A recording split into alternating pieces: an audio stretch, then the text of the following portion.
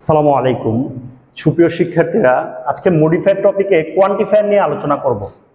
Quantifier জিনিসটা কি? Quantifier যেটা দিয়ে পরিমাণ বোঝায়, যেমন many, much, a few, a little, অথবা a lot of, a number of, all, some, various. এই যেগুলো দিয়ে পরিমাণ বোঝায় এই শব্দগুলোই হলো কোয়ান্টিফায়ার। এখন প্রশ্ন আছে, there are dash students in our college.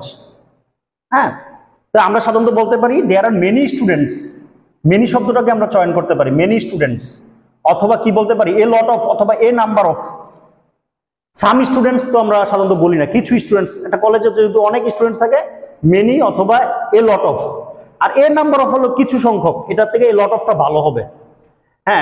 তো এখন প্রশ্ন হলো, স্যার মেনি আর মাছের পার্থক্য কি? যেমন স্টুডেন্টস গণা যায়, এই জন্য আমরা মেনি ইউজ করছি, কিন্তু ওয়াটার, পানি তো গণা যায় না, তখন আমরা কি বলতাম? There is much water. ঠিক আছে? আর যেহেতু তখন কিন্তু দেয়ার আর মাচ ওয়াটার না, দেয়ার ইজ মাচ ওয়াটার, কারণ যেটা গণা যায় না ওটাকে এক বচন ধরতে হয়। ঠিক ওরকম ভাবে যেটা গণা যায় ওটার সাথে অল্প পরিমাণ বোঝাতে ফিউ বসে, অল্প পরিমাণ বোঝাতে ফিউ বসে। আর যেটা গণা যায় না, যেমন পানি গণা যায় না, এই জন্য আমরা বলি there is a little water. আর I have a few friends, তো গণা গেলে ফিউ, আর না গণা গেলে a little. A lot of, a number of, all, some, various, তো এই টাইপের শব্দগুলোকে কোয়ান্টিফায়ার বলা হয়।